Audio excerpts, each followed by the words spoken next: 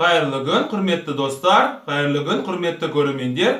Бүгіннен бастап мен оқыған кітаптарым айдарын бастаймын.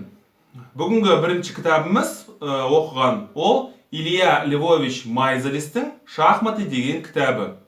Бұл кітапты мен Марк Израилевич Дворецкийдің кітаптар ұсынысынан таптым. Бұл кітап туралы ол айтты, өте керемет, мүмкіндіктеріңіз бар болса, оқып шығыңыздар деп. Сонымен мен бұл кітапты ақтарып қарасам, Гарри Кимович Каспаров, әлемнің 13-ші чемпионы, осы кітап бойынша шахмат өнерімен танысқан екен. Енді кішкене шолу жасайын бұл кітапқа. Кітаптың өзінің бір кереметтілігі, кітап деген жақсы түсіндірілген және мазмұндамасы жақсы көрсетілген. Біріншісі, ойын туралы айтылады, жалпы ойын туралы айтылады. Екіншісі, ойынның мақсаты. Үшіншісі, тактика және стратегия. Төртіншісі, есептеу техникасы. Бесіншісі, комбинация. Алтыншысы, ол позиция туралы айтылады. Жетіншісі, партияны қалай бастау керек туралы айтылады. Және екінші бөлігі ол эндшпиль, ойынның соңы.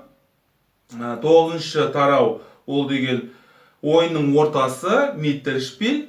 10-шы тарауын қараудың қажет жоқ, себебі қазіргі дебюттар қатты өзгеріп кетті. Бұл енді бұл ақпарат ескіріп қалды.